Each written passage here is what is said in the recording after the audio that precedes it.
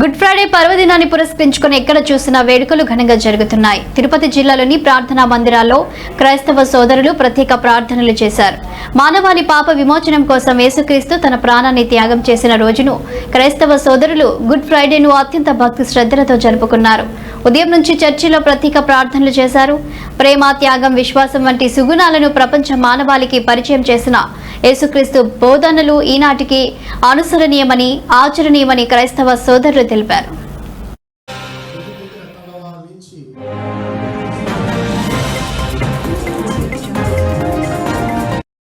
అంతా కూడా మరి ప్రత్యేకంగా గుడ్ ఫ్రైడే సందర్భంగా ప్రత్యేకమైనటువంటి ప్రార్థనలు జరుపుకుంటూ ఉన్నారు.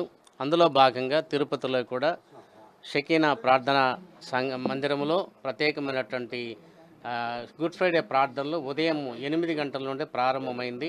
అది మధ్యాహ్నం 12 గంటలకు ముగించబడుతుంది. యేసు ప్రభు శిలువలో పలికినటువంటి 7 ఆణిముత్యాల లాంటి శ్రేష్టమైన అమూల్యమైన మాటల్ని ఈరోజు 7 భక్తుల చేత అది ధ్యానించుకోవడం జరుగుతూ ఉంది.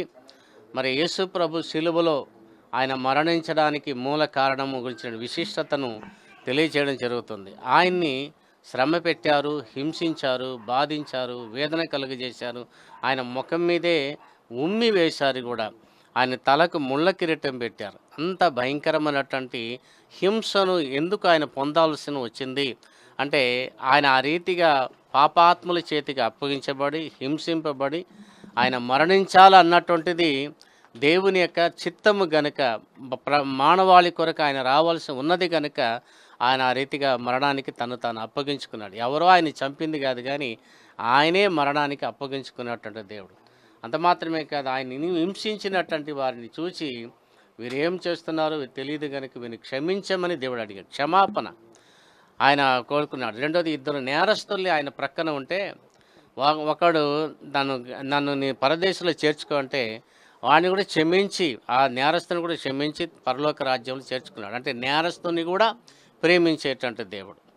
కాబట్టి ఆయన తల్లి విడవబడినటువంటి సమయంలో